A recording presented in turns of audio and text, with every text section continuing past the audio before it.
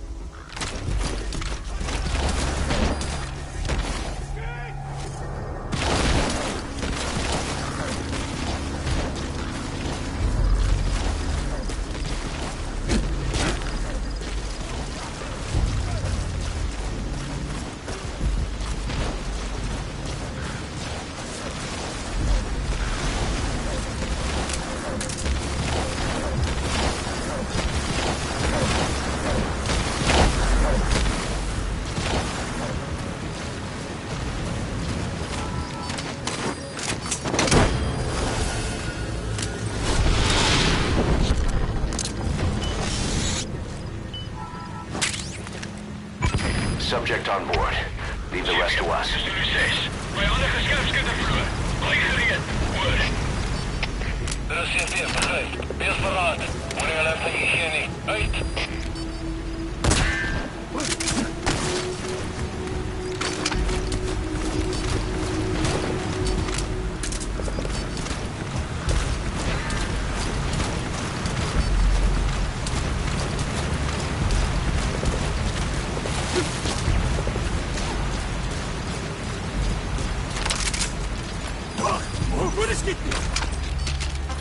On the ground.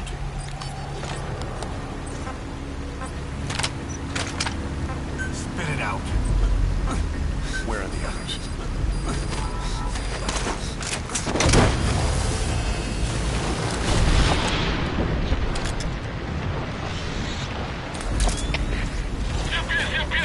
He's coming too. Roger that. Er zit weer, begrijp. Wees waakzaam en reed die vijand uit. Uit.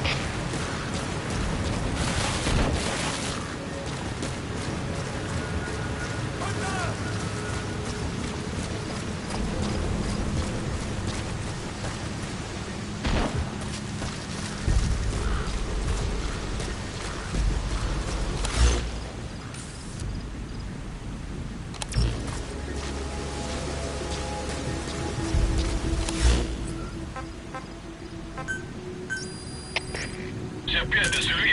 Ons het die hele area gefynkamp, maar niks gekry nie. Die soektog opgeskort. Oor.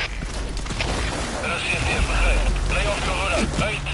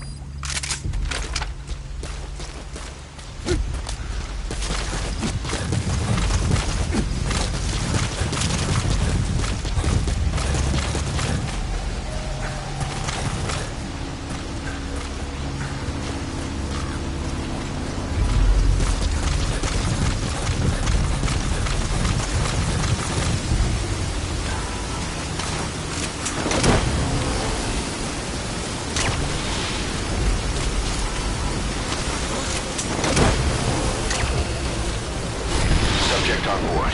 Leave the rest to us.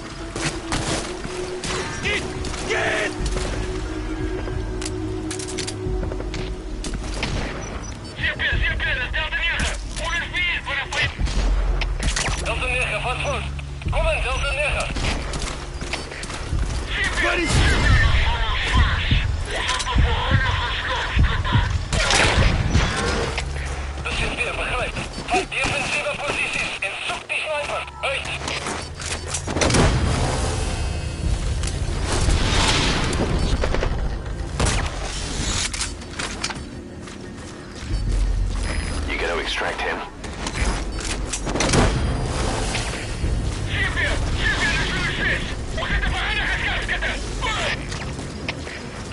Begrijp. Kom daar eens van de... Subject on board. Leave the rest to us.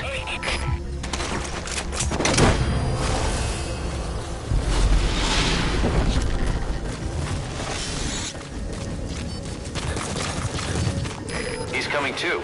Roger that.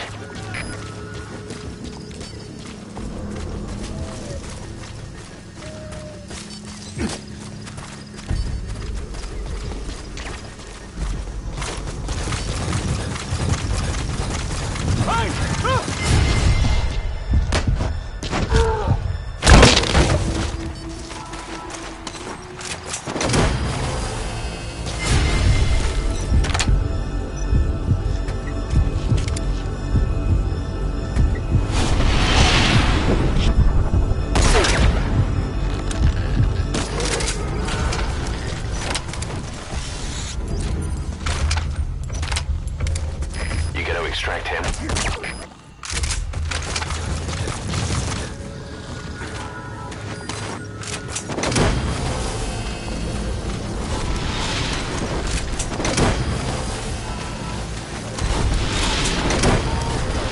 Subject on board.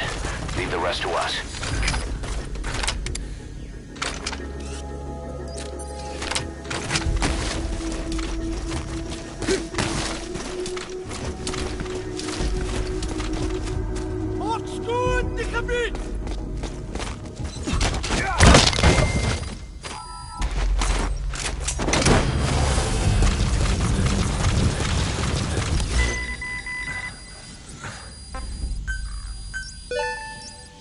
He's coming too.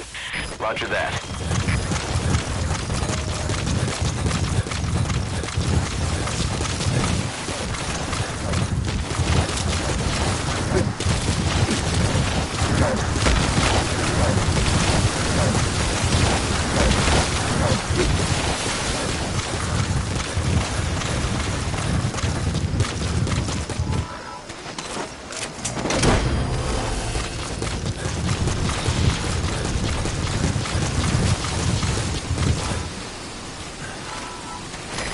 Extract him.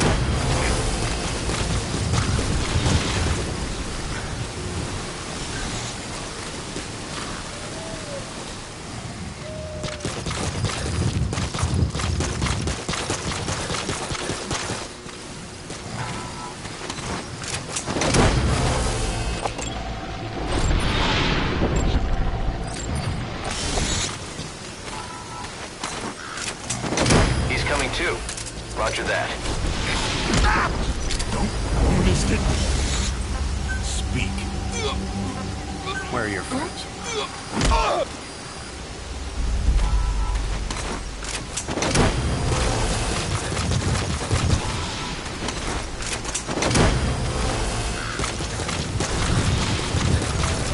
Subject on board. Leave the rest to us.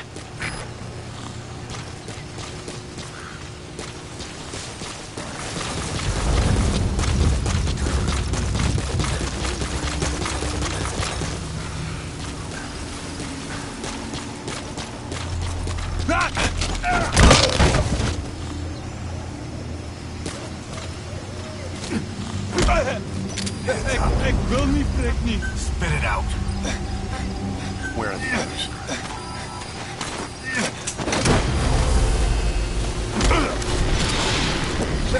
Ik wil niet, Freek niet. Where are the others? You gotta extract him.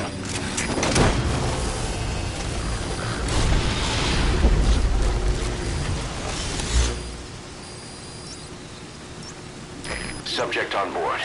Leave the rest to us.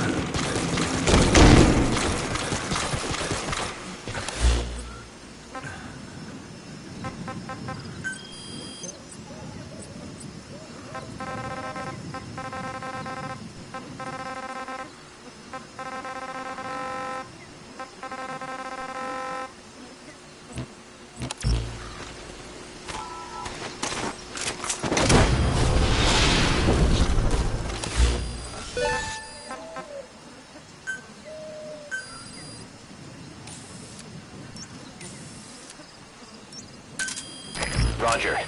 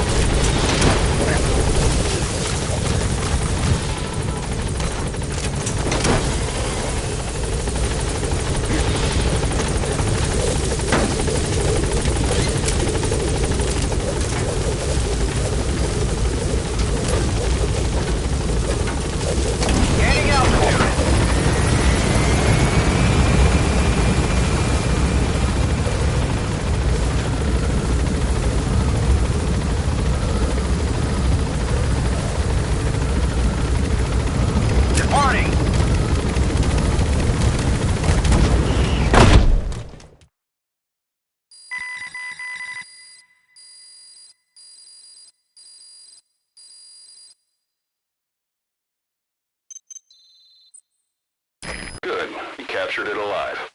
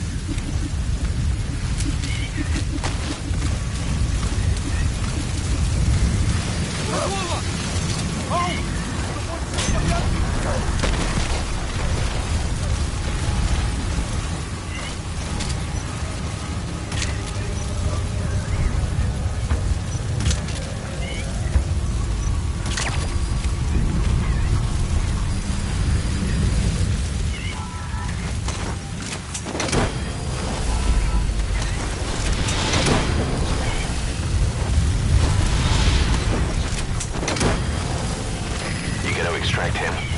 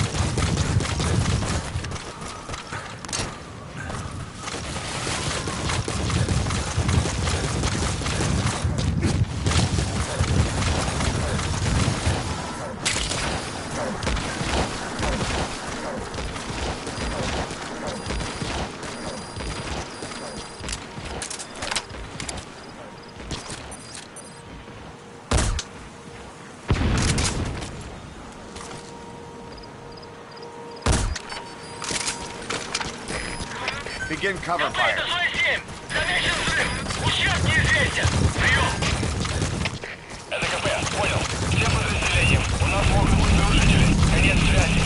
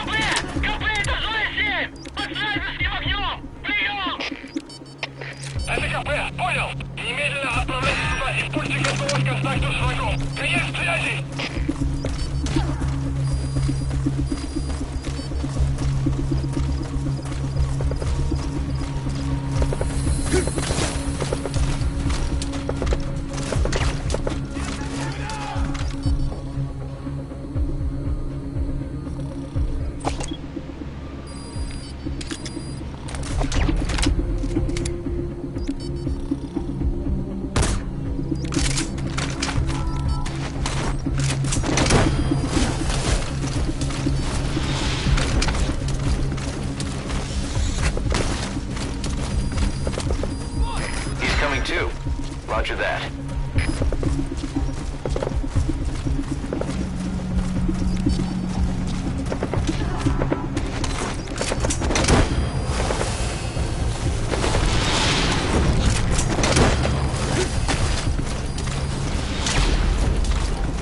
You gotta extract him.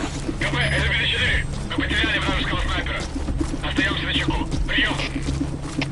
Это КП. Понял. Не расслабляйтесь. Они еще могут быть рядом. Конец связи.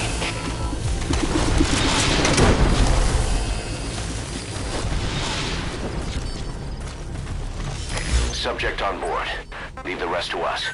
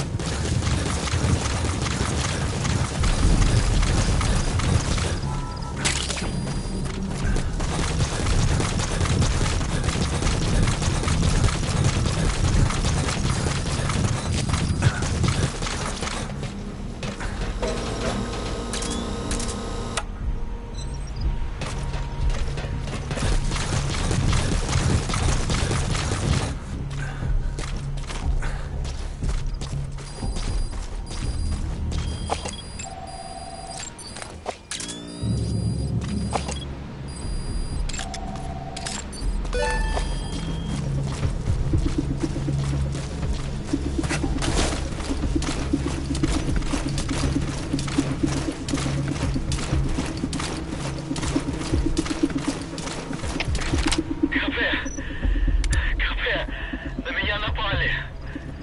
Возможно, противник. Жду указаний. Прием! Это КП, понял. На нас напали. Всем подразделениям. Боевую готовность. Конец связи.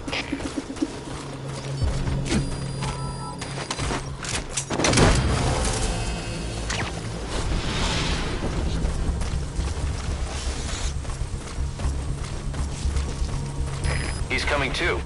Roger that.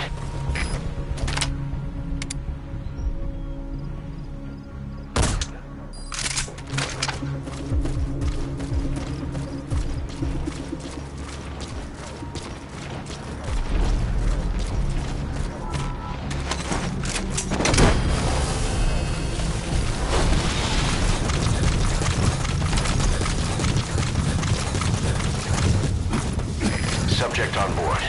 Leave the rest to us.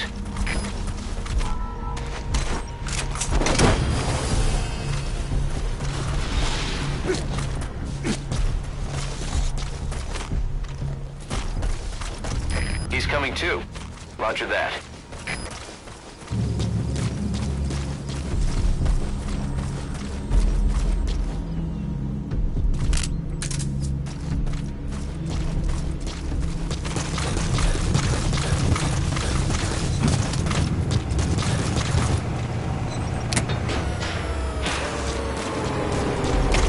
Всем боевым группам из КП. Вышел из строя целый Редланд. Похоже на проблемы с электроэнергией. Ближайший патруль. Проверить здесь питание. КП Ми-24. Рассказывай немедленно. Конец связи.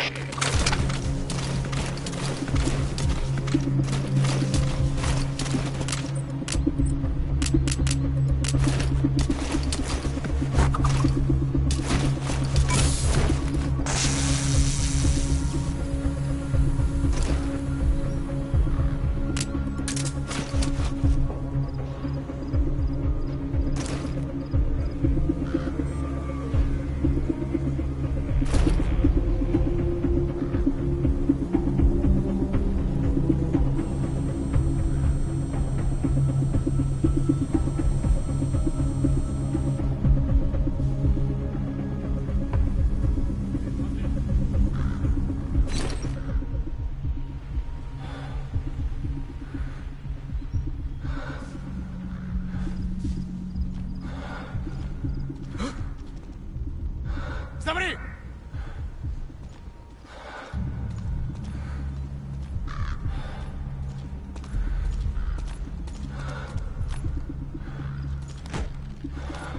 Черт! Меня развлекал!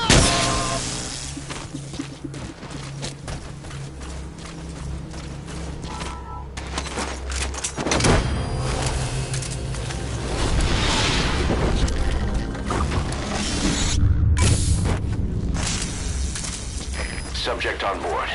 Leave the rest to us.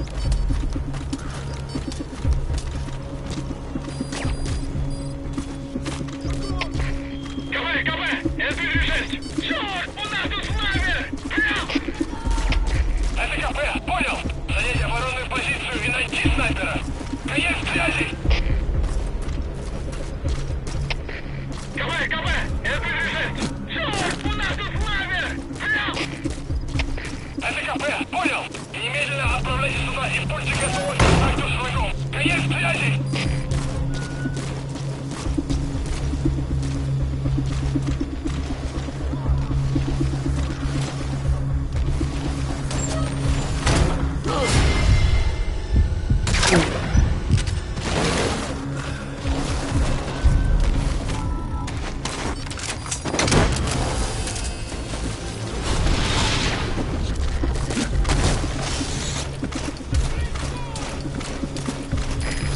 Extract him.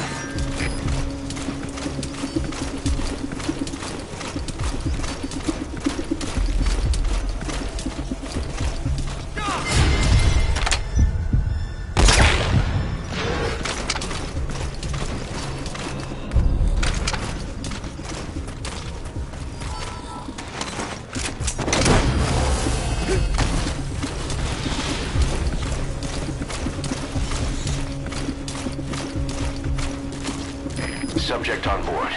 Leave the rest to us.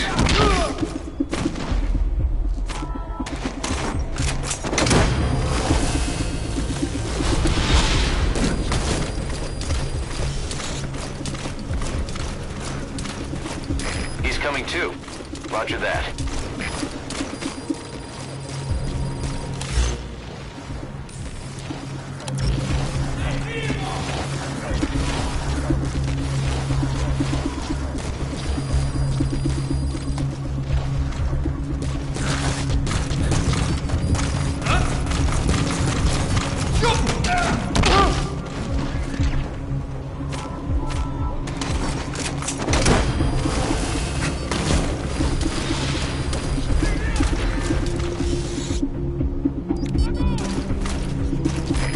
Extract him.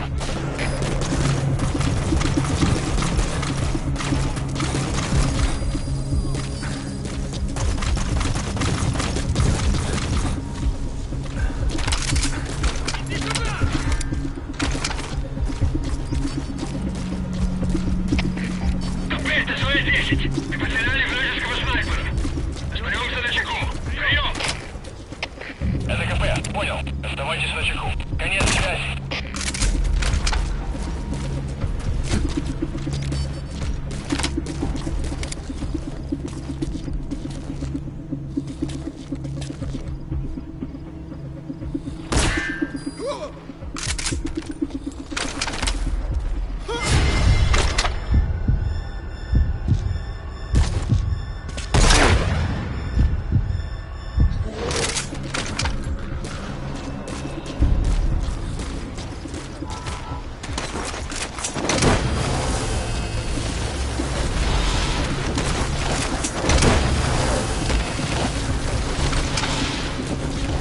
Subject on board.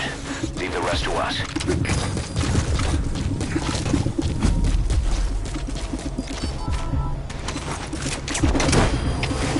Капец, СВ-6! Мы потеряли вражеского снайпера. Остаемся на чеку. Прием! Это КП, понял. He's coming too. Roger that.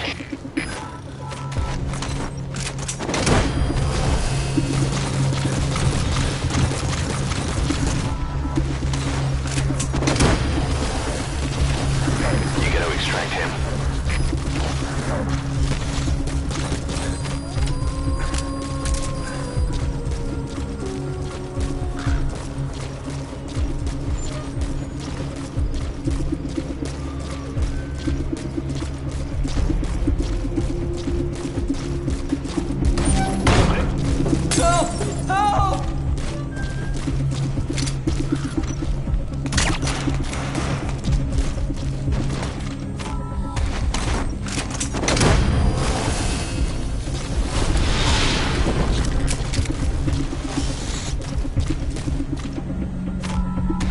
Subject on board. Leave the rest to us.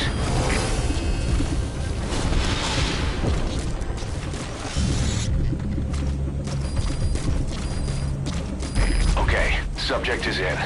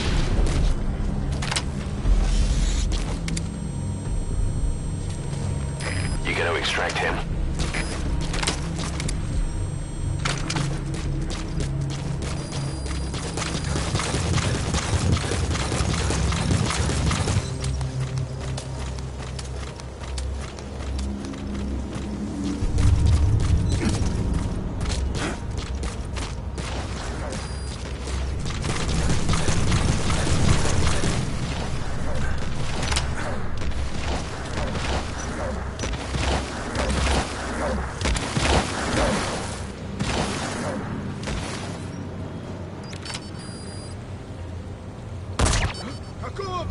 Кelsey, ты в порядке?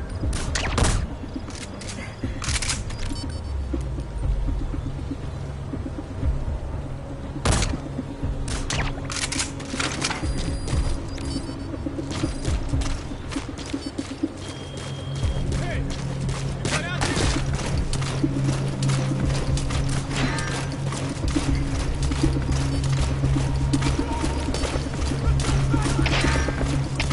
Зоя-2, что случилось? Ответьте, Зоя-2! Комбайна, Зоя-6! Огонь вражеского снайпера! Прием! Это КП, понял! Найти вражеского снайпера и снять его! Конец связи!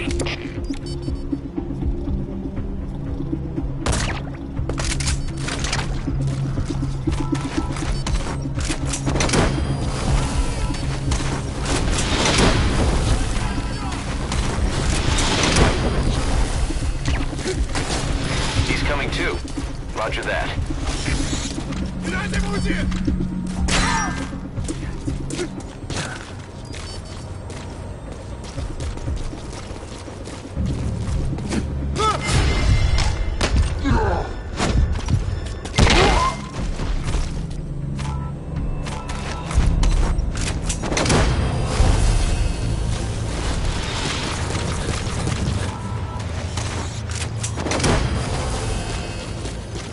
Subject on board. Leave the rest to us.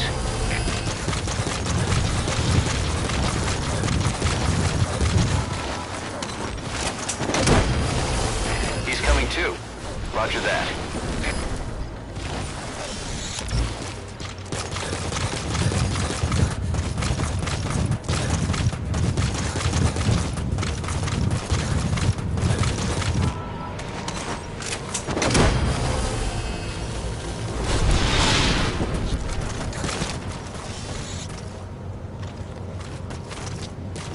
You gotta extract him.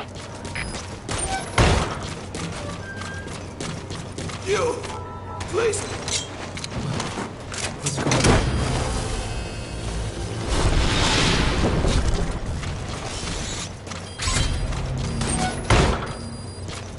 Subject on board. Leave the rest to us.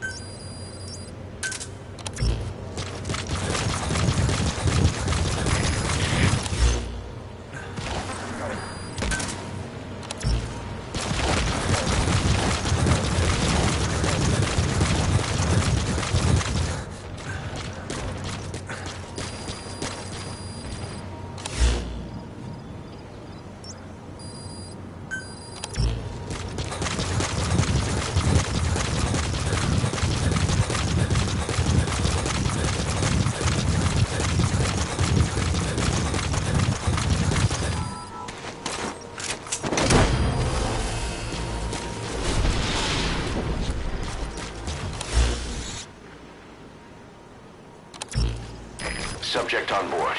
Leave the rest to us.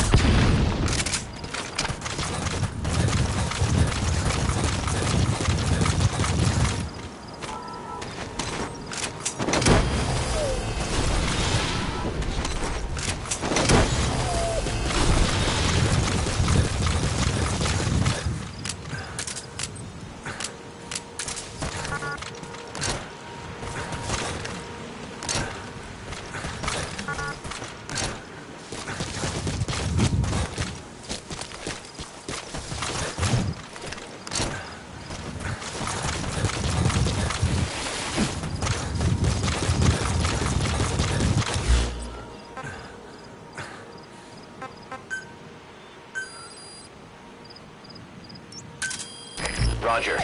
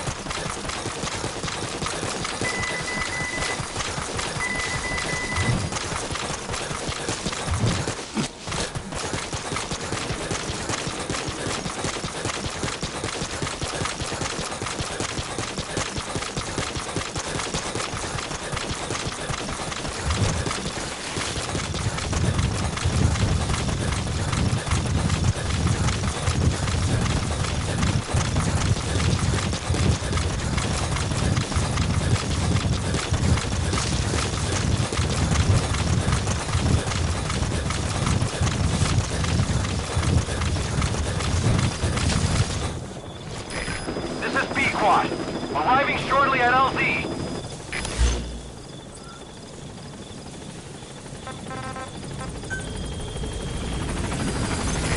This is Pequod, on station at LZ.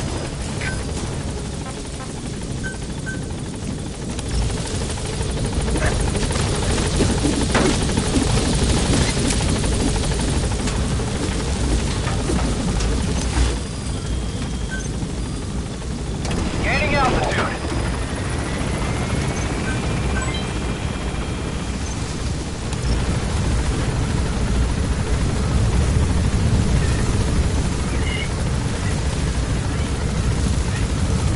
Departing.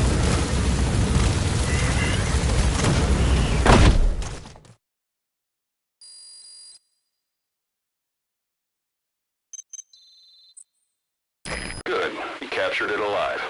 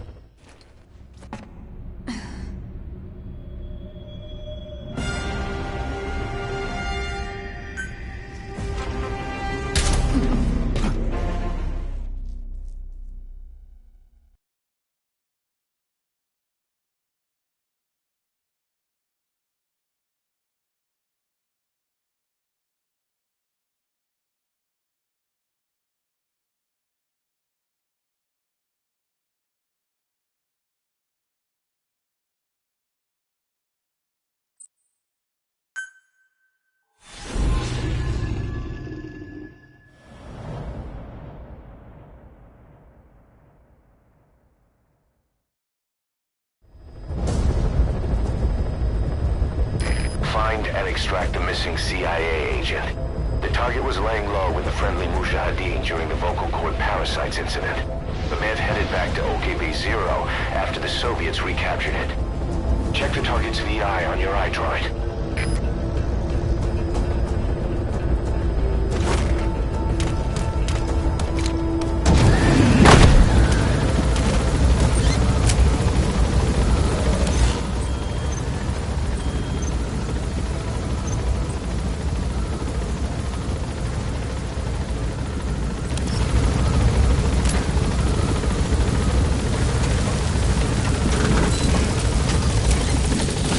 Careful down there, boss.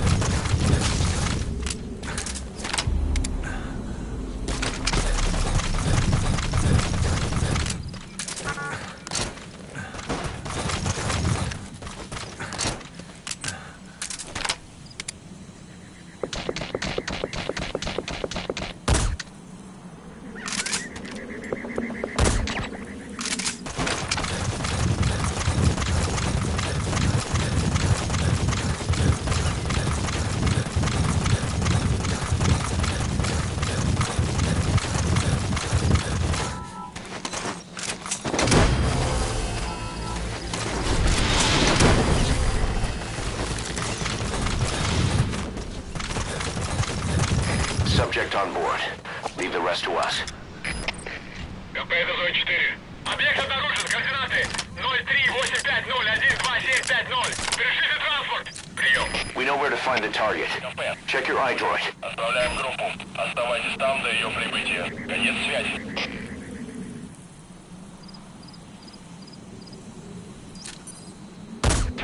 Is that him? Take a good look at their faces so we can ID. That's the target. Looks like we found him.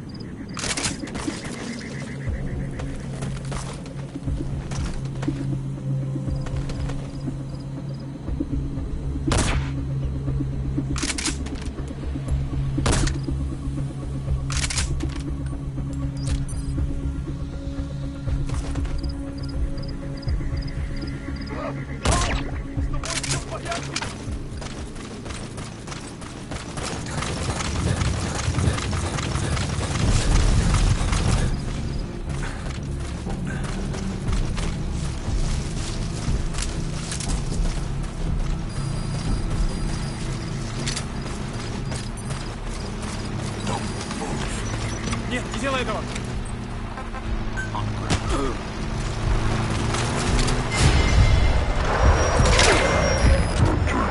The squad's searching for the target.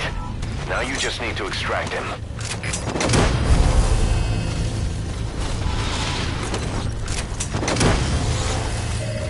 Target extracted. Exfiltrate the hot zone, boss. You gotta extract him.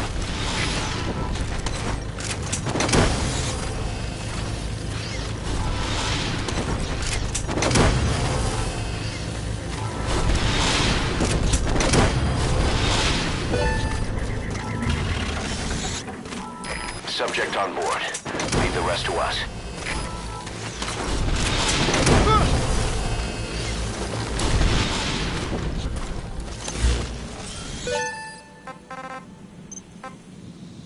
He's coming too. Roger that.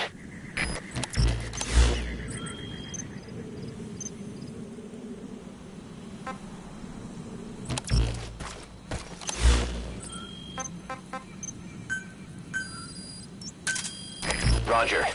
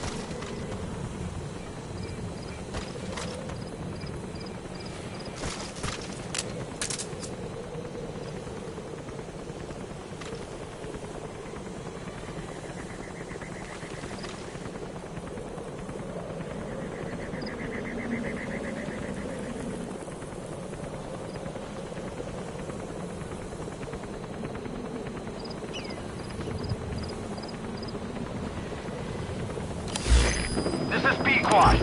Arriving shortly at LZ.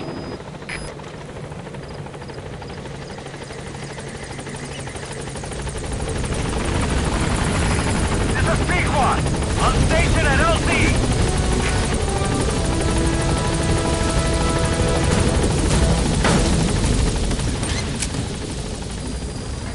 Gaining altitude.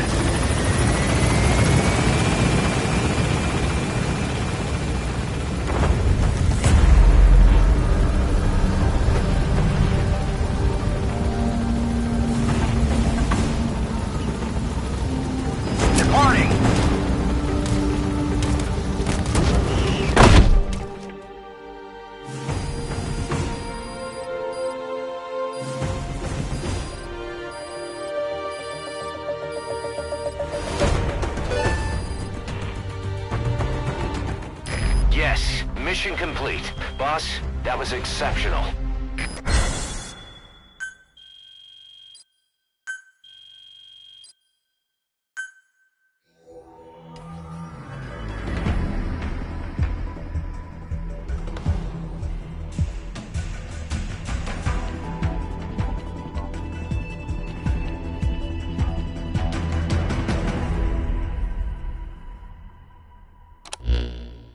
Boss, the target filled us in on what's been going on.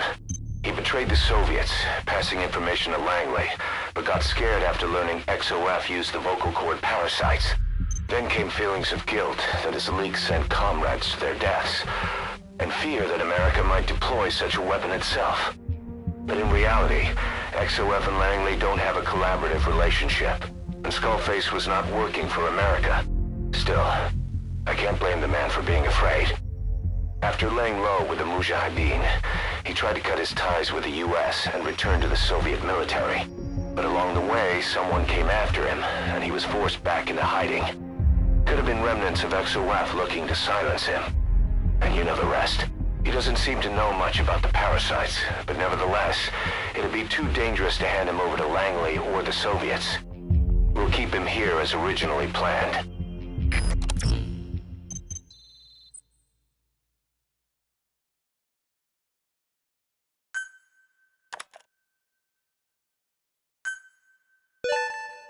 Good. You captured it alive.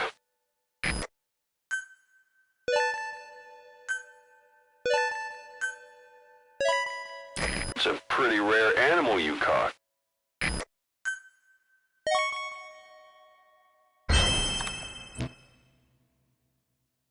Emmerich's finished development on that battle gear of his. Get back to Mother Base.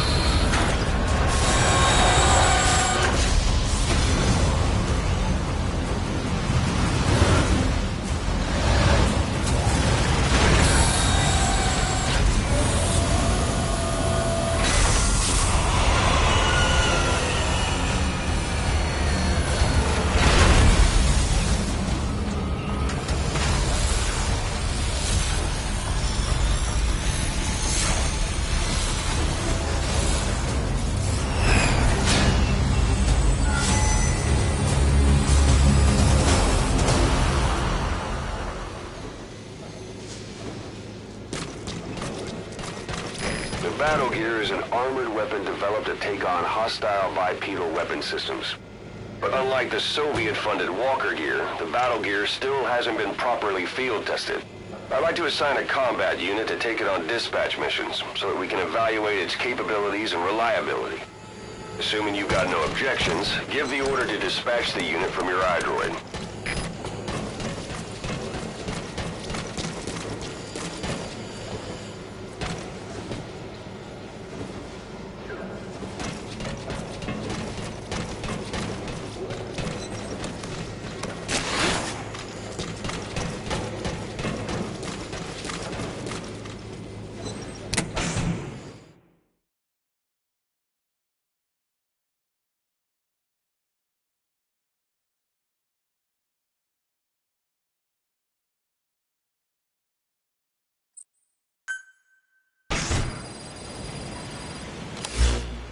Boss, we need evidence to prove our suspicions about Emmerich. Head to the central base camp in Afghanistan and recover that AI pod. It's time we purge Diamond Dogs of that traitorous parasite once and for all.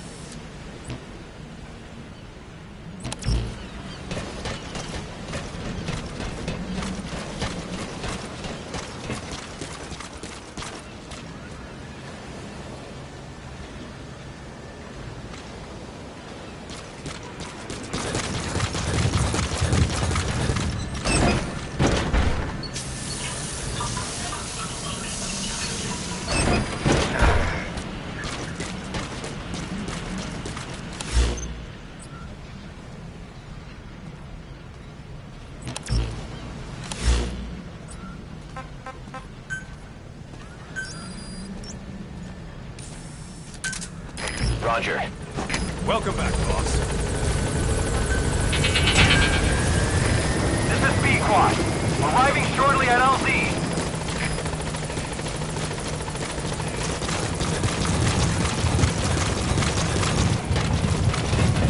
Thank you for getting rid of the disease, boss. This is B-Quad. Have arrived at LZ. Will stand by. Boss.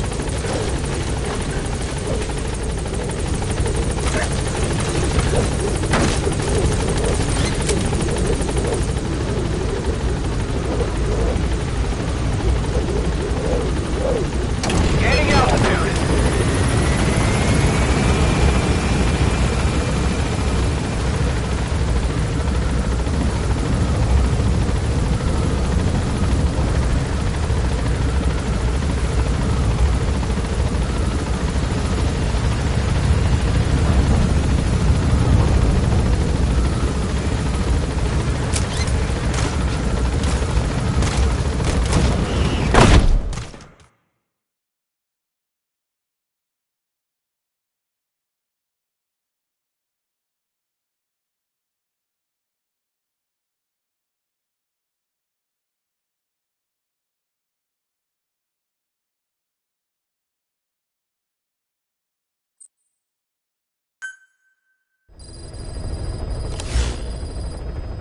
Boss, we need evidence to prove our suspicions about Emmerich.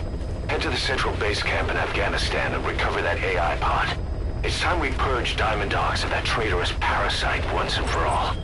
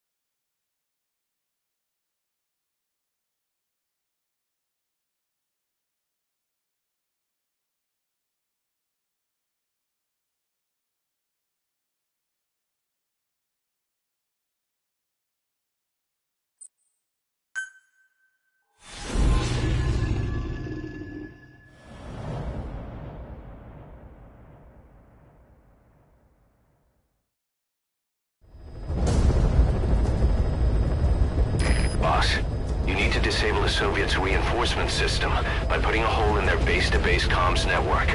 Head for the Eastern Communications Post and destroy its comms equipment. First, use the binoculars to locate the communications equipment at the facility.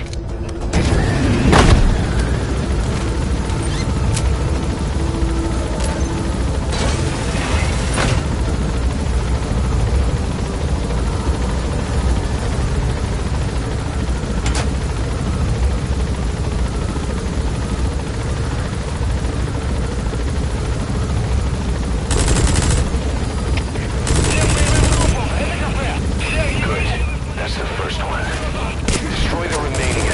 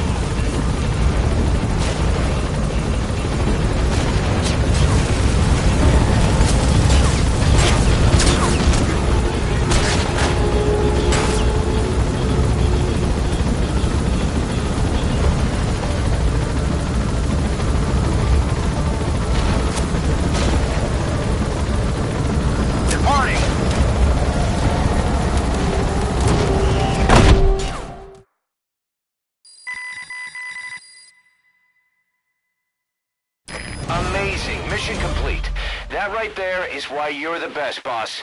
The one and only.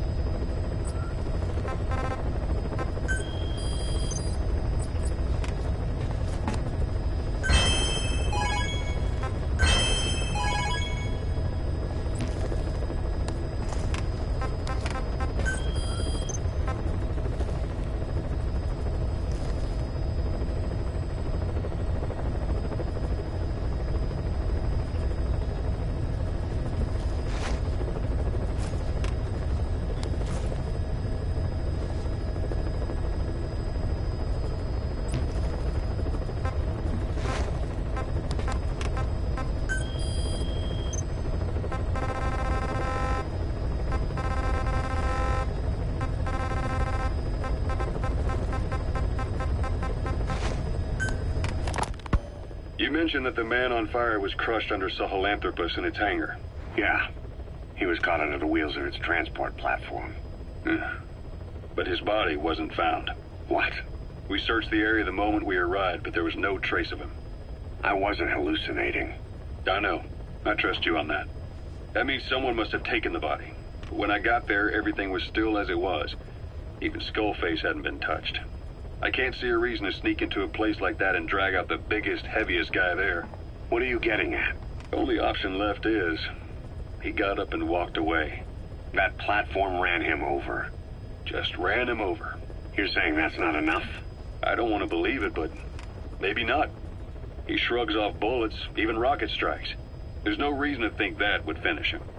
It seems ridiculous, but I'll start gathering eyewitness accounts just in case. If you dig up anything concrete, I want to know.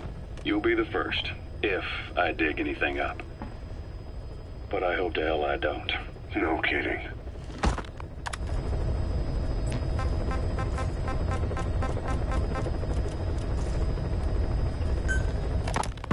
This is yellow cake that Cypher was having the PF's transport. Before we met you, the boss recovered it from a truck crossing the savannah. Are there metallic archaea inside it? Yes, the archaea metabolize uranium-235 to subsist. They must be stored inside yellow cake, or they cannot survive.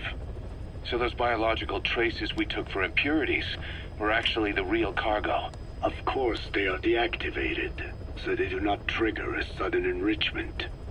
They are like baker's yeast. Yet, they do gradually enrich the uranium as they feed. I imagine you detected weapons-grade traces. Yeah, we did. And the malachite that was loaded on the truck had traces of uranium in it, too. So that's the flower, huh? Skullface was gonna sell do-it-yourself nuke kits. The uranium-enriching archaea complete with the user's manual. And the ores with the uranium could be sourced by the client or provided by Cypher. Even the trace amounts buried in common ores can be enriched to weapons-grade uranium by the metallic archaea. Proving that must have been the most important factor of the trials. That and the ability to successfully prevent detonation. So if the amounts of uranium in the ores are low enough, they can get past any inspection. And you only need a tiny amount of the archaea to act as the yeast. No great challenge to smuggle that either. The first step towards saturating the world with nukes. His plan. That was not my intention. My only goal in developing the metallic archaea was to save the Dene. What made you think a tool for creating undetectable nuclear weapons would save your people? After 70 years, the Diné reclaimed the Navajo nation from which we were banished. We bore all the hardships of poverty, but we were proud to live off the land we called our own. But in the moment the atomic bomb was dropped on Hiroshima, everything changed. I don't get it. The nuclear arms race between the US and the Soviet Union began with the end of the Second World War. Suddenly, there was a massive demand for uranium, and it was our ill fortune that the ground beneath the Navajo Nation was rich with uranium ore. The Black Ana government set up mine after mine, and many of the Diné worked them, never informed of any danger. Every day, they went to work with no protection. The slag was simply piled out in the open. When rain fell, uranium traces left behind would seep out, and when the ground dried, it was blown about as dust. Land and water were contaminated, irradiated. Many of us became sick and died. That pain lives on to this day. I had no idea. Wanting more than anything to revive the land my forebears left to me, I was delighted upon discovering microbes that eat uranium. If they could be domesticated, I believed we could rid our land of uranium. Were you successful? No. The research called for funding on a colossal scale. But nobody was willing to invest with no prospect of a return. And that's when Skullface showed up. Correct. I can save you and your people. We share the same will. That is what he said to me. And I believed him. Black Ana forced me to abandon my uranium cleanup work and focus on nuclear weapons. And he held all the Diné hostage. Today, the uranium mines within the reservation are finally closing down. It is simply less expensive now to source uranium overseas. New victims, different places. But uranium is a tactical resource. To rely on a foreign country for it is a difficult decision to make. And he was in the perfect place to influence that decision. He could have condemned your people to the mines forever. The contamination comes not only from uranium. The fallout from the Nevada nuclear tests also settled on our lands. As if our fortune were not already bad enough. We are also downwinders. To save the Diné, I must complete my original research.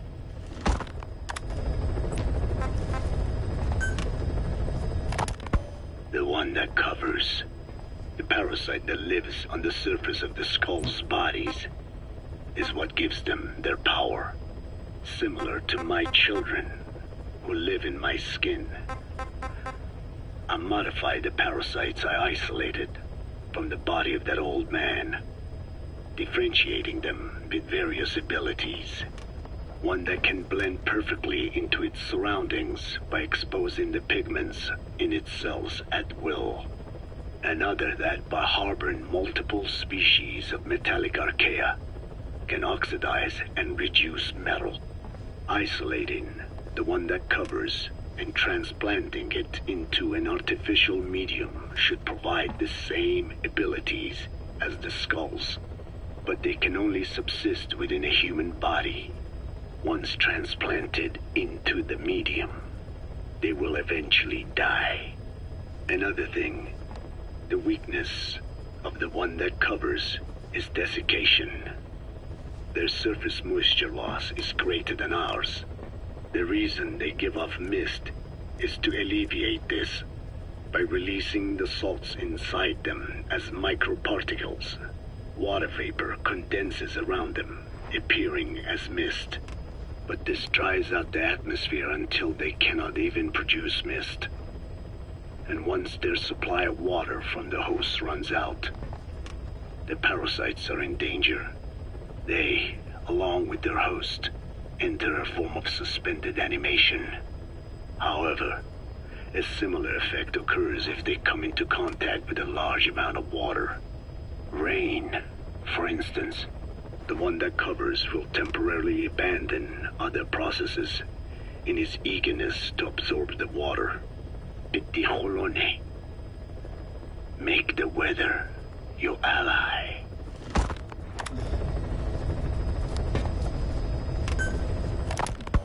Hewitt's dug up some interesting facts about our skull-faced friend. 9 years ago, he was exiled to South Africa, stripped of political power. The upshot's that he ceased being a serious threat, in Cypher's eyes anyway. They eased up on surveillance, giving him an opening to establish his own military unit, one that answered to his will alone. Those men likely had no idea their orders were coming from Skullface. They probably didn't even know the organization was a part of Cypher at all. Anyway, it was in South Africa where he found renewed interest in parasites. And when he discovered the vocal cord parasites, he began to make his plan. Wipe the English language out of existence. Free the world, not by taking men's lives, but by taking their tongues. In his eyes, the greatest symbiotic parasite the world's ever known isn't microbial. It's linguistic. Words are what keeps civilization, our world, alive. There was something Skullface said. America is made up of many peoples, but those peoples never mix. Quite so. One nation, home to hundreds of different ethnic groups, many of whom stick to their respective living areas. Little colonies, not interacting with other groups, going out of their way to avoid one another, their land, organizations, relationships. Thus, the United States of America is no melting pot. It is more of a salad bowl. It is not made up from one people, but for its minorities to function in society. A common ground is needed. Language. Even if the country is not one. No, because it's not one. A lingua franca is necessary. English. American hegemonism was born from the illusion that English could unite diverse ethnicities. In taking in people from around the globe, America became a microcosm of it. Now the boundaries between it and the rest of the world have become blurred. However different our neighbors may be, English enables us to create symbiotic relationships with each other. If English can bring unacquainted neighbors together in America, this should hold true for the world. This salad bowl that is the world can also become one. Hewitt's dug up some interesting facts about our skull-faced friend. 9 years ago, he was exiled to South Africa, stripped of political power. The upshot's that he ceased being a serious threat, in Cypher's eyes anyway. They eased up on surveillance, giving him an opening to... There was something Skullface said. If English can bring unacquainted neighbors together in America, this should hold true for the world. This salad bowl that is the world can also become one.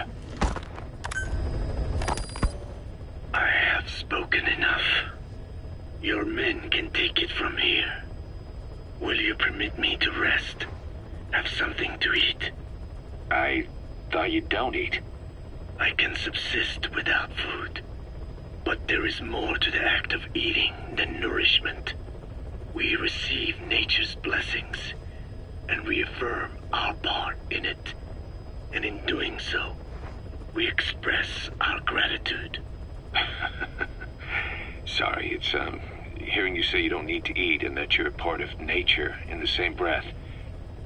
Anyway, what can we get you? Not exactly a 5-star restaurant, but the kitchen's used to serving a lot of different appetites. Hamburgers. Hamburgers? Even we Dinne have become Americanized. I eat them often back home. And you just can't let them go. Well, as far as symbols of the American Empire go, hamburgers are pretty good. The victory of capitalism. Your people suffered so much at the hands of America. And you ask for hamburgers. We have suffered more than you can know. But I do not see hamburgers as an accomplice. A single dish, providing a balanced helping of nature's blessings. Meat, grain, and vegetable. How could anyone hate such a magnificent thing? Says the guy who can survive on photosynthesis. Balance has nothing to do with it. You just like a good burger. That is also true. Be warned, though. I have very high standards. Don't worry. I do too. All right then. One good old-fashioned all-American icon coming up. I look forward to it.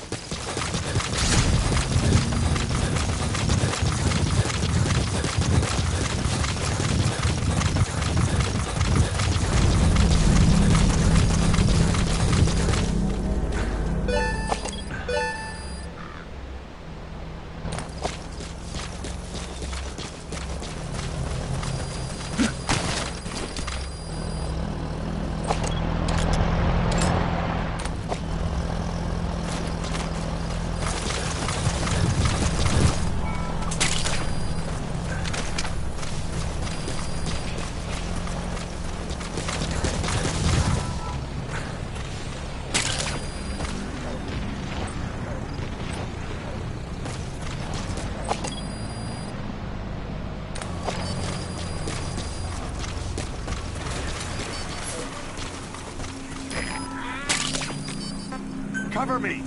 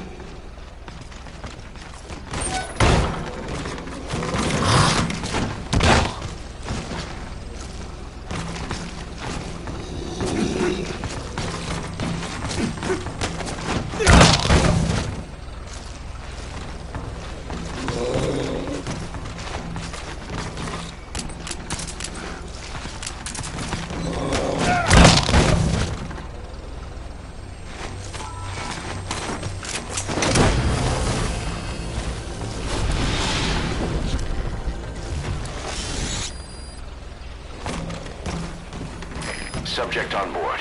Leave the rest to us.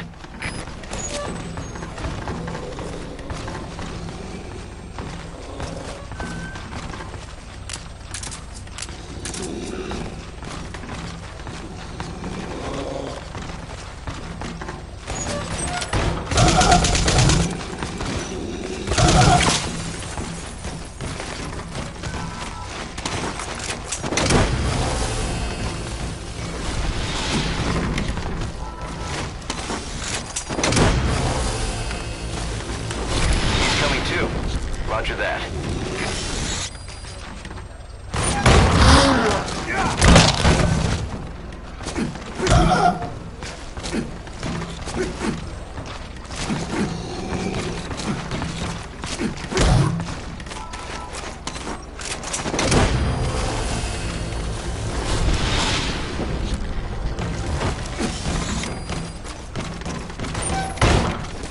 You gonna extract him?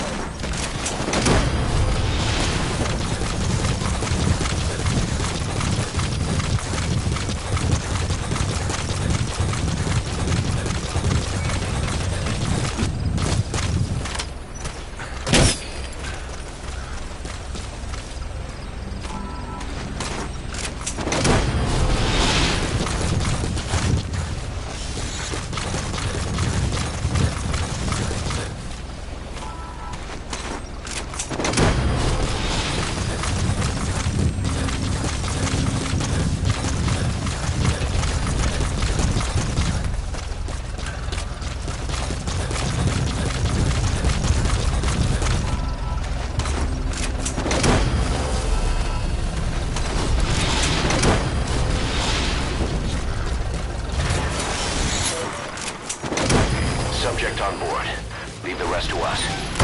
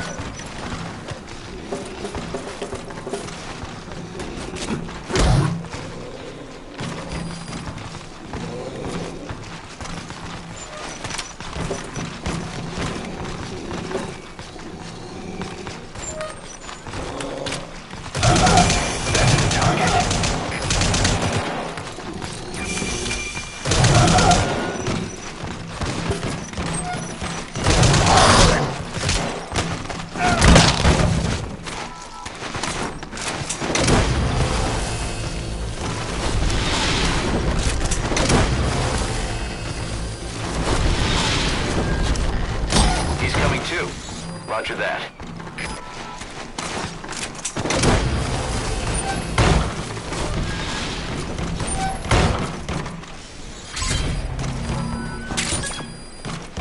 You gonna extract him?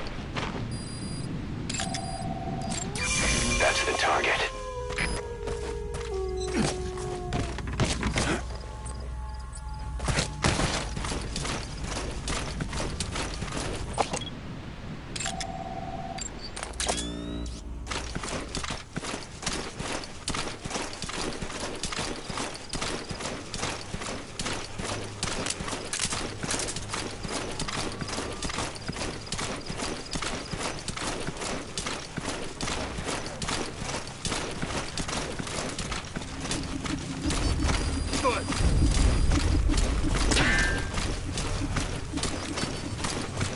Sure!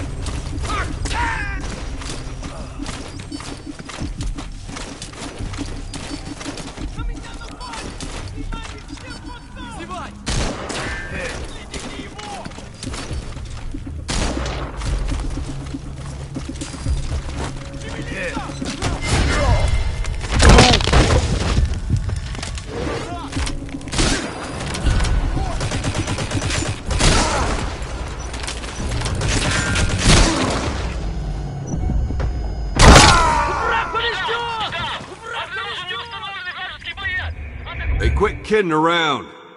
Snake?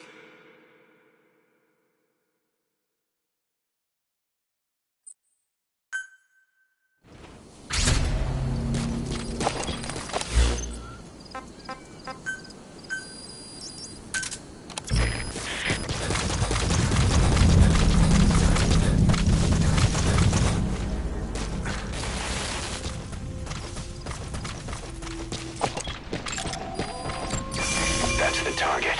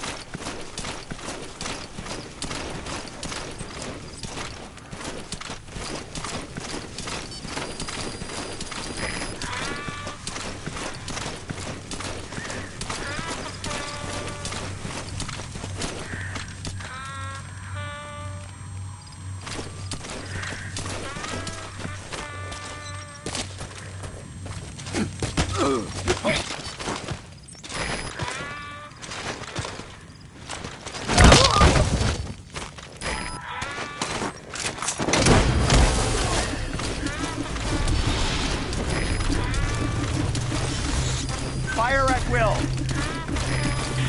He's coming too. Roger that.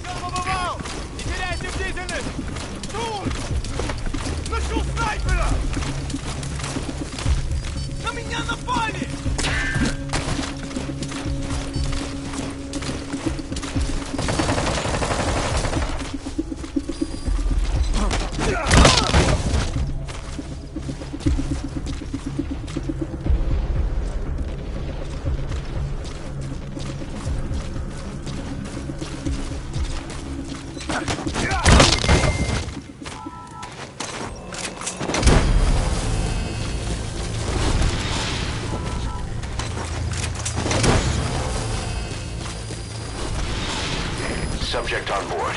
Leave the rest to us.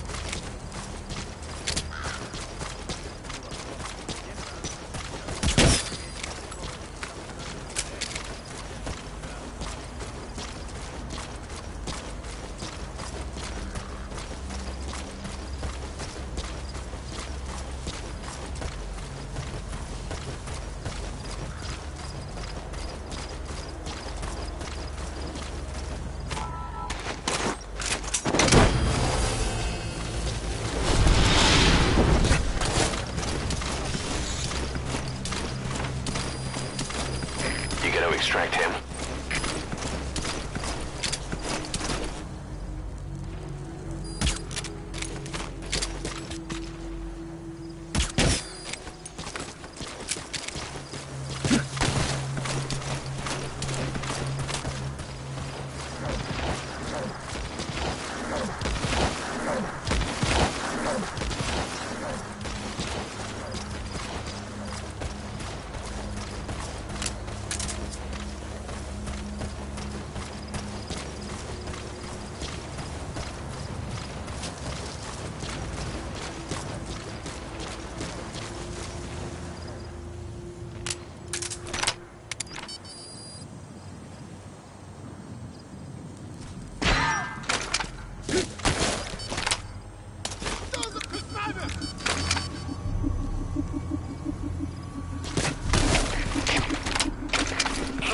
Что случилось? Ответьте, Зой-1! КП! КП, это приближай! Под снайперским огнем! Прием! Это КП, понял! Найти вражеского снайпера и снять его! Конец связи! Subject on board. Leave the rest to us.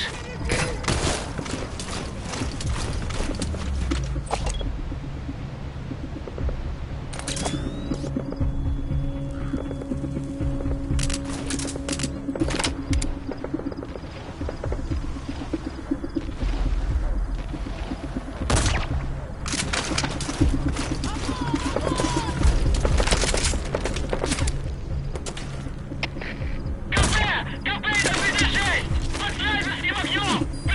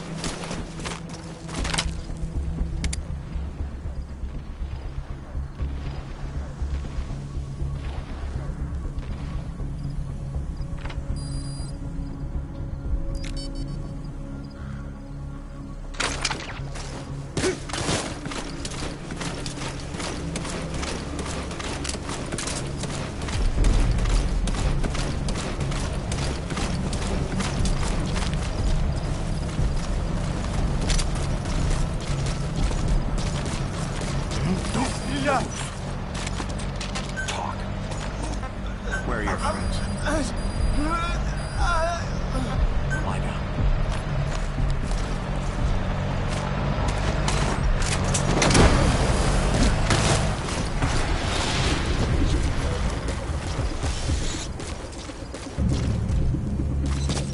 He's coming too.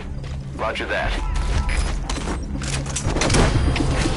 Кафе, меня кто-то вырубил. Скорее всего, противник. Я занялся поиском. Прием. Это КП, понял. Возможно, это вражеское нападение. Всем быть начеку. Конец связи. КП, это Зоя-1. Тут происходит что-то странное. Жду указаний. Прием. Это КП, понял. Усилить безопасность. Повышенная боевая готовность. Конец связи.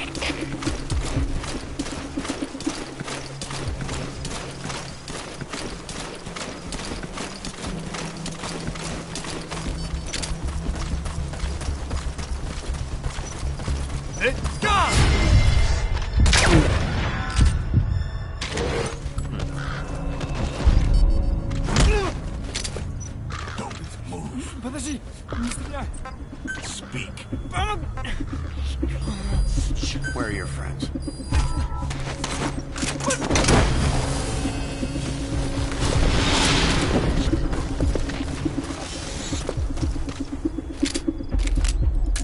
You gotta extract him.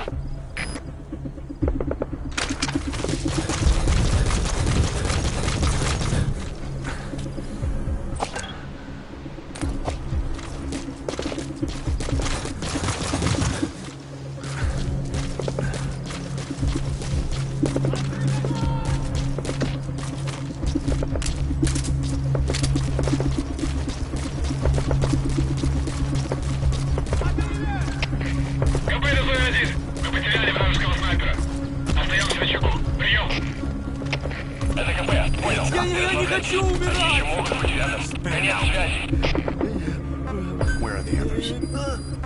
On the ground.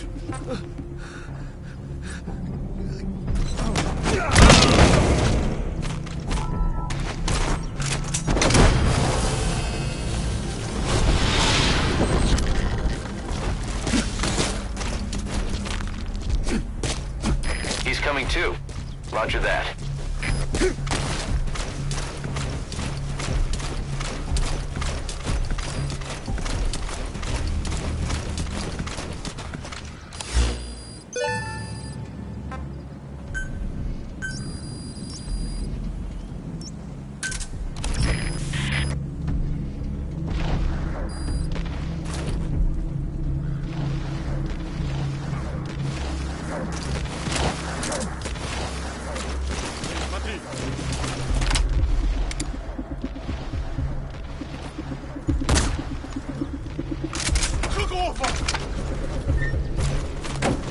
Что происходит?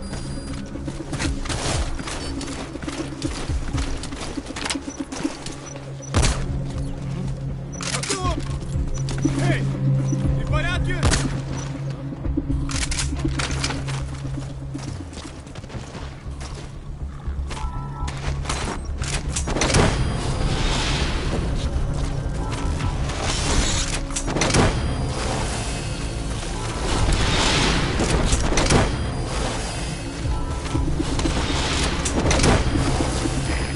Extract him.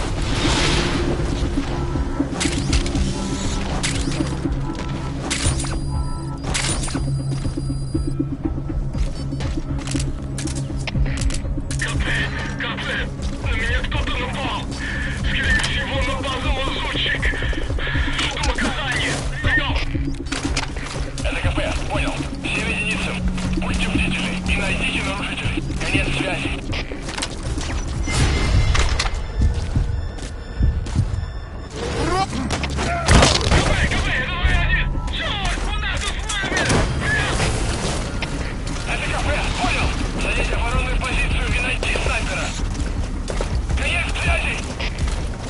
Subject on board. Leave the rest to us.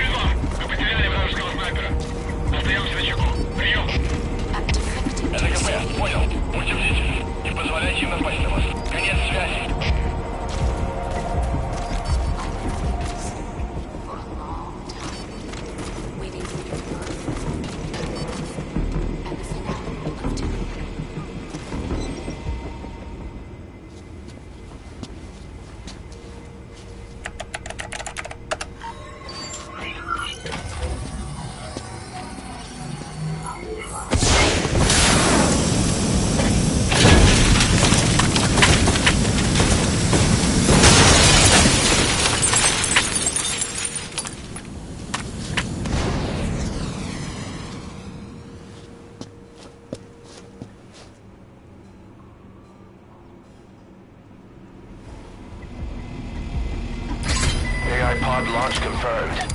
We'll pick it up. I wonder what kind of secrets are buried in it. I'll let you know if we learn something. Got a report from the intel team.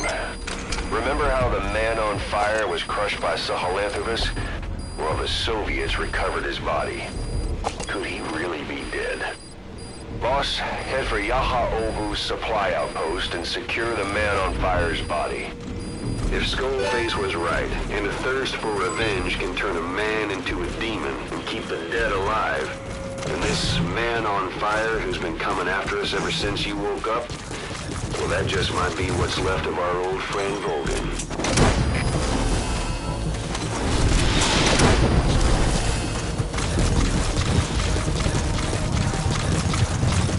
He's coming too. Roger that.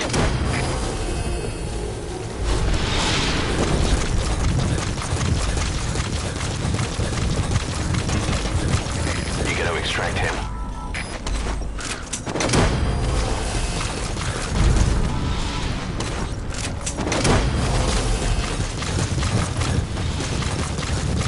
He's coming too. Roger that.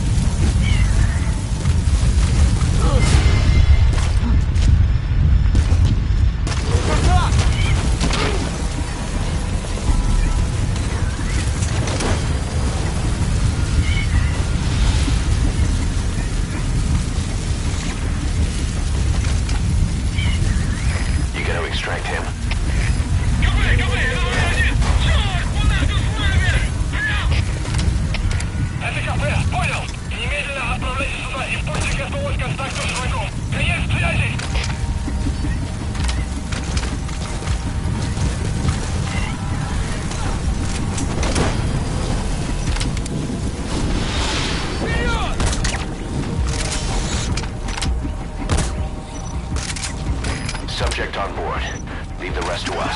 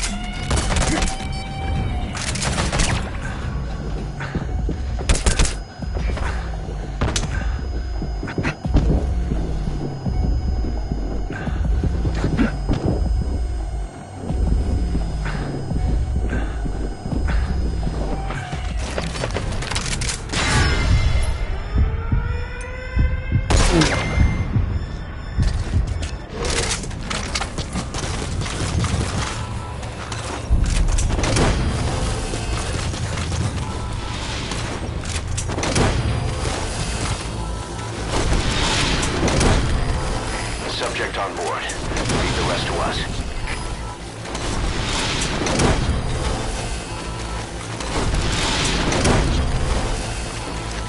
He's coming too. Roger that.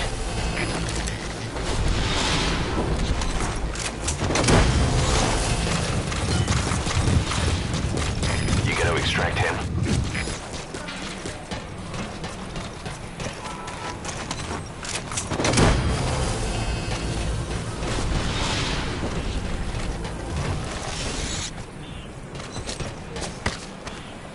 Subject on board. Leave the rest to us.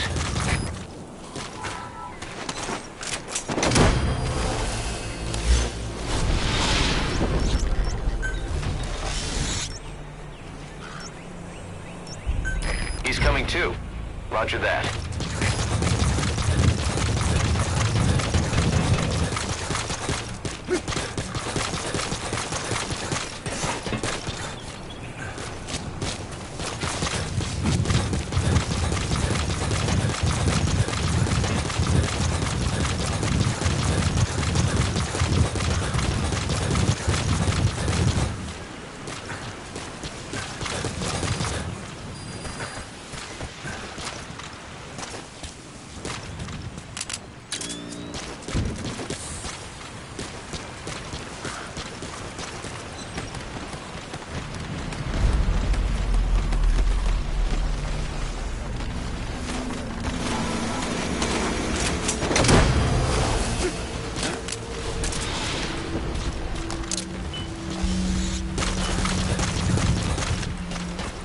You gotta extract him.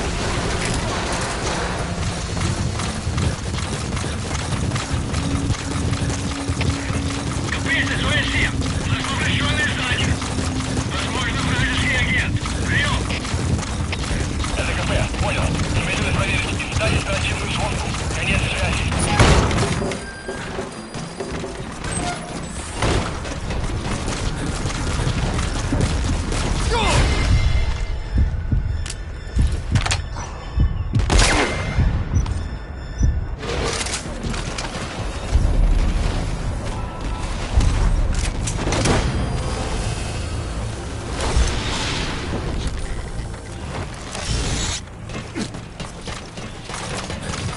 Subject on board. Leave the rest to us.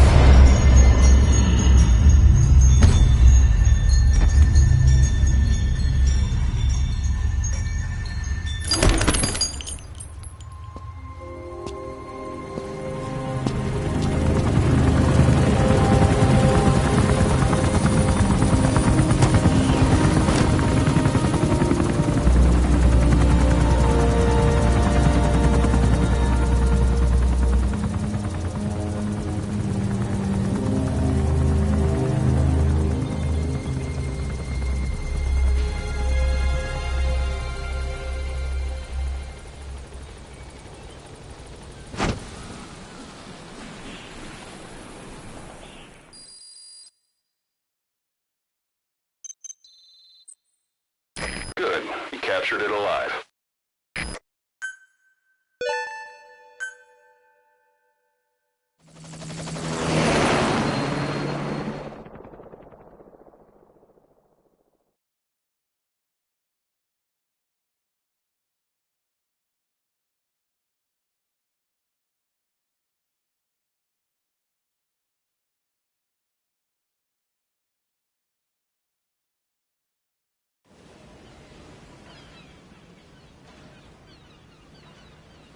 I barely recognize you, Colonel.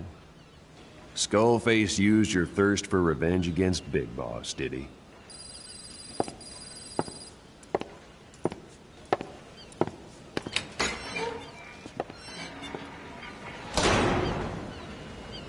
Boss, I've updated the mission list. We've received some new job offers. The details are on your iDroid.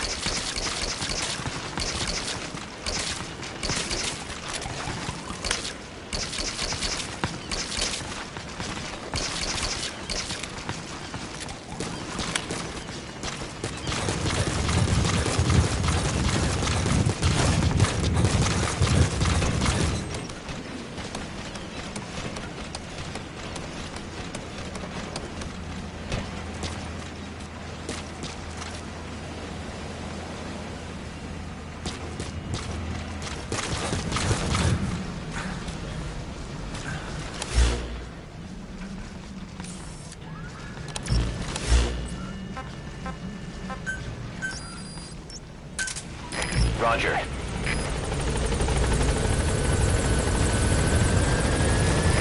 This is B-Quad. Arriving shortly at LZ.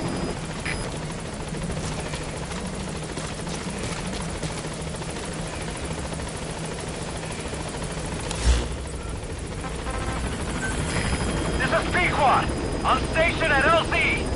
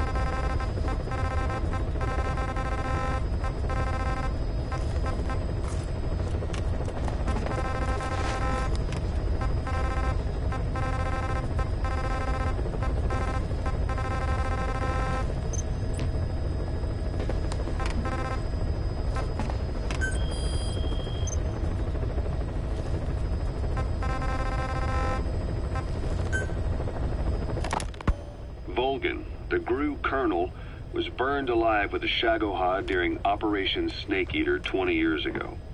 Despite suffering severe burns to his entire body, he still clung to life. After you left Seleniarsk, Volgin's body was taken to a research institute in the outskirts of Moscow, but modern medicine couldn't explain why he was still alive. Not that the colonel was any ordinary man to begin with. That constant electric current he had running through his body that he could unleash at will. To be honest, I was always uncomfortable around him. Thought I might get electrocuted just by standing nearby. The institute studying him was tasked with investigating and developing human paranormal abilities. The comatose Volgin was used to further the Soviet Union's research into such abilities.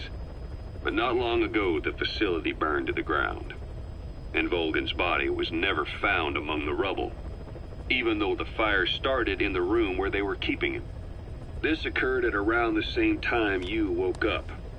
If Skullface was right, and a thirst for revenge can turn a man into a demon and keep the dead alive, and this man on fire who's been coming after us ever since you woke up, well, that just might be what's left of our old friend Volgin. It's not over yet. Back in '64, in Seleniarsk, you brought his plans for a utopia down in flames. That grudge is what's keeping him alive. The day the research facility holding Volgin burned down, a Soviet jumbo passenger jet happened to crash nearby, far away to the north of that hospital in Cyprus. On board the plane was a young boy who was being studied at the same facility. The plane fell to Earth from over 8,000 feet, but the boy's body was the only one not recovered. At almost exactly the same time as the crash, Volgin awoke in that facility. According to the Research Institute's documents, the gifts this boy demonstrated included psychokinesis and telepathy. To protect his mind from being inundated with other people's thoughts, he always wore a kind of gas mask. A rudimentary form of psychic insulation, apparently. We don't know where this boy is, but if Skullface is connected to him, we may cross paths with him yet. This boy is part of a new age where nothing we understand about the world makes sense anymore. Don't let your guard down.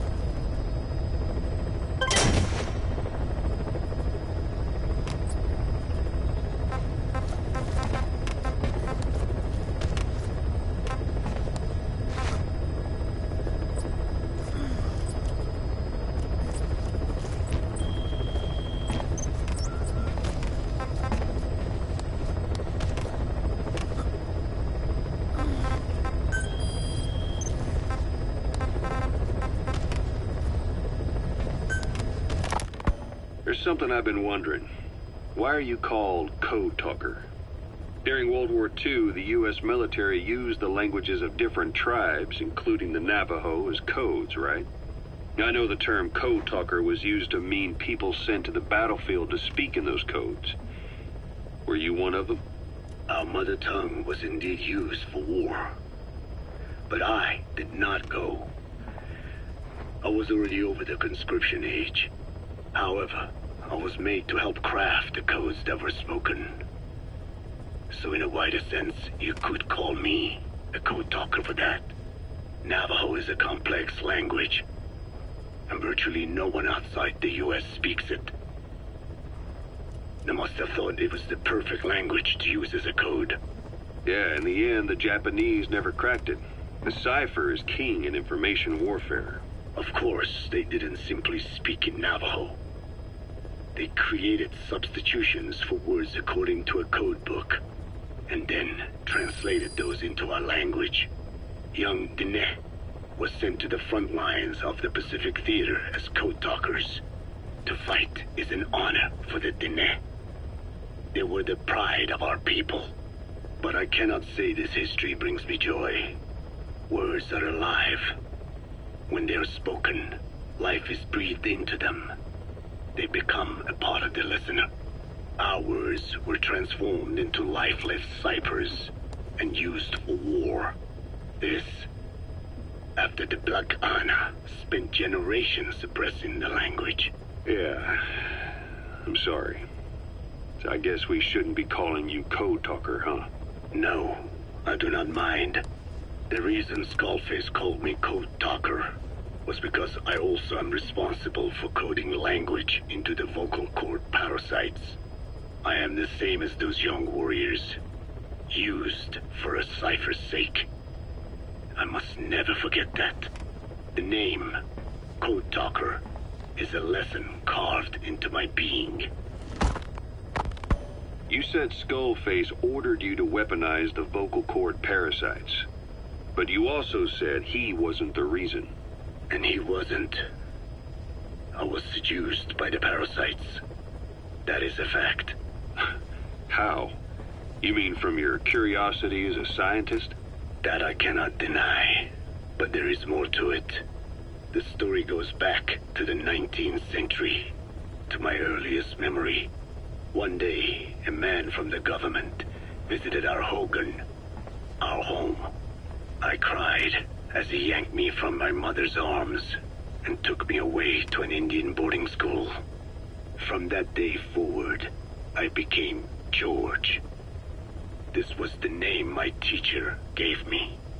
I was forced to give up my Diné name, forbidden from speaking anything but English. If we dared utter a word of filthy Navajo, the teacher made us eat a bar of soap. Yeah, that was the U.S. government's education policy for Native Americans. To erase our words was like erasing our people. Their education was tantamount to ethnic cleansing. Over time, the overt persecution of our language stopped.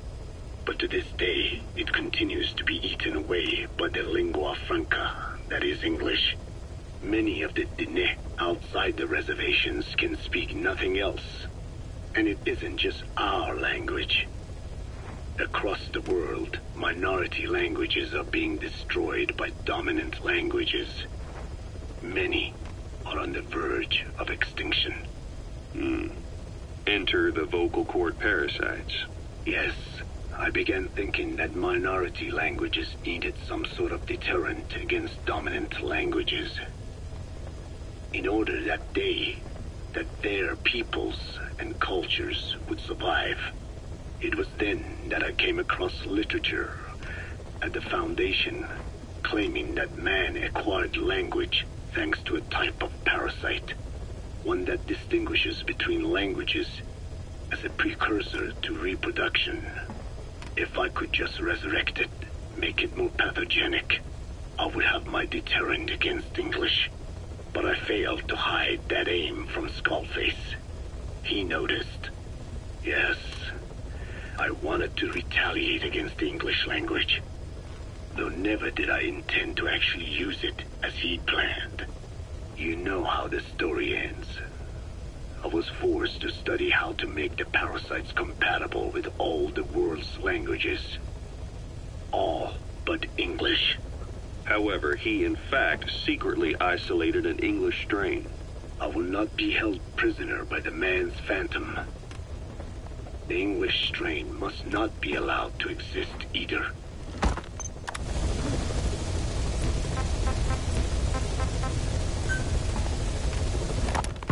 A ruler's greatest wealth is not money or land. It is the number of individuals under his control. Subjects who work, consume, are there to be used as pawns in war.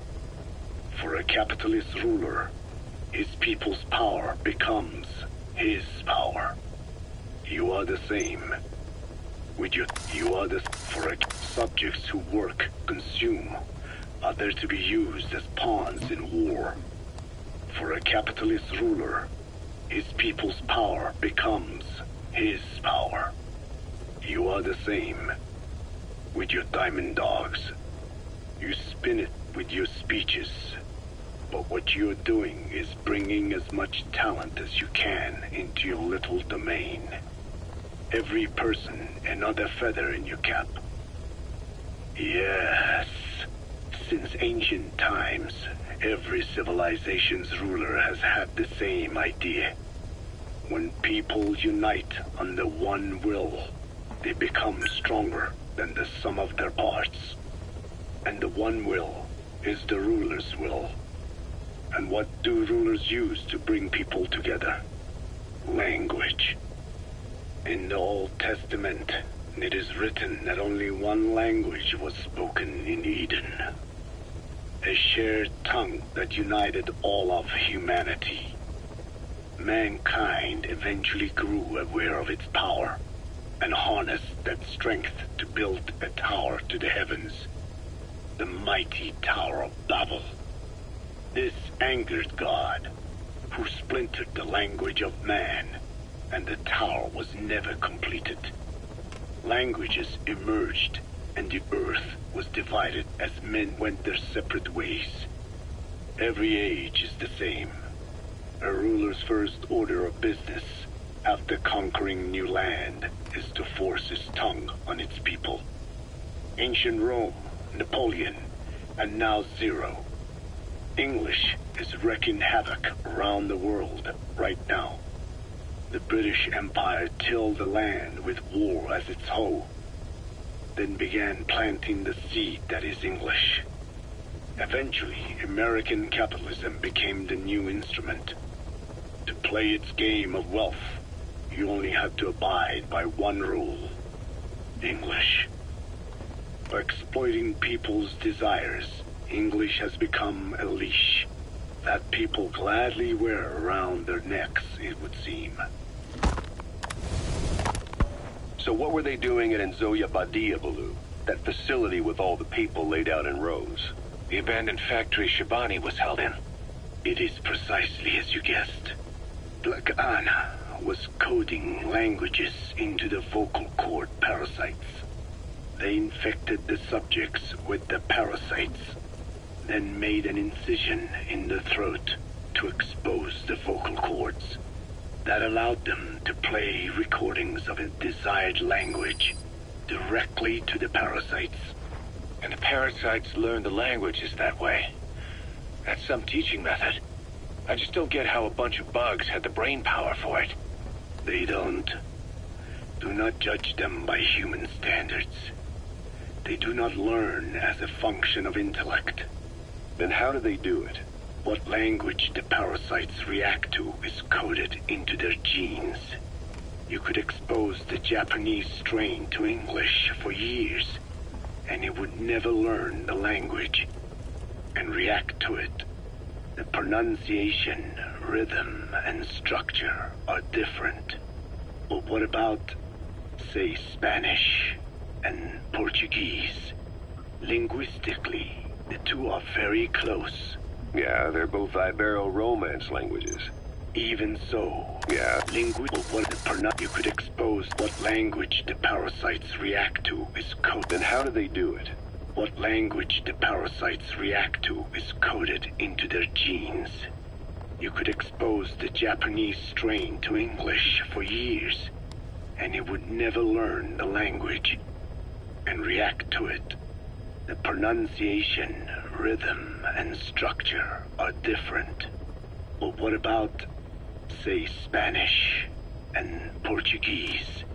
Linguistically, the two are very close. Yeah, they're both Ibero-Romance languages. Even so, a Spanish language mating pair exposed to Portuguese will not copulate. Only when they hear Spanish. Only then. And the majority of their offspring will be the same. So it's a literal case of a mother tongue.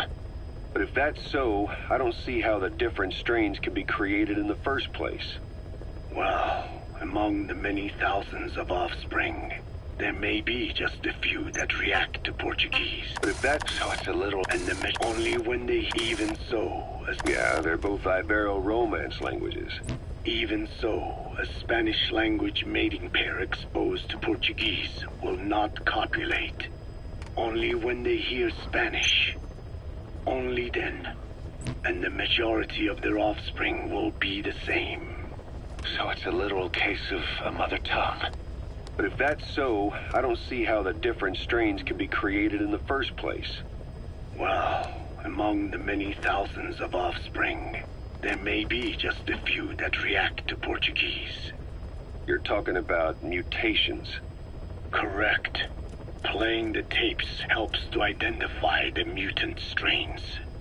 Those specimens are then isolated and bred with one another. From their children, specimens that react more strongly to Portuguese can again be selected and bred. Repeating this process creates a strain that reacts solely to Portuguese and never to Spanish. Mutation and selection. No different to breeding roses. So you kept increasing the change over the generations, adapting them to languages from all over the world. Must have taken a hell of a lot of patience. More like patience. Just how many died for this? There's something I still don't get. In order to tell which larvae will react to Portuguese, you'd have to let them develop and then see which copulate. That means you'd need tens of thousands of guinea pigs. There's no way you could do that in a facility that small. For normal, selective breeding methods, you would be right. But there is a more effective selection method when training the vocal cord parasites. Go on. It is not only when mating that the parasites listen for language. Shortly before hatching, larvae display markedly increased activity in reaction to particular language. The active eggs can be identified under a black light, so the eggs that react to Portuguese are selectively placed in the throats of subjects. So you see, narrowing down strains that react to the target language is an effective process, though I'm sure that even so, many lost their lives to create the various strains. Taken against their will into that dungeon. There are two reasons for playing the tapes for the parasites. One, to isolate the eggs that respond to the target language. And two, to cause the specimens raised from the selected eggs to mate. I get how the system works.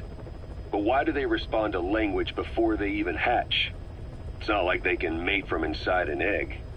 It is because the larvae learn the language before hatching. You mentioned that what language the parasites respond to is hard-coded into their genes, and that they don't have the brain power to actually learn a language. But then you say that the larvae at Nzoia Badia Bulu were learning the languages in the egg. Your story doesn't add up. Your country is home to a unique songbird. The Japanese bush warbler. Sure, what of it? What a beautiful call it has.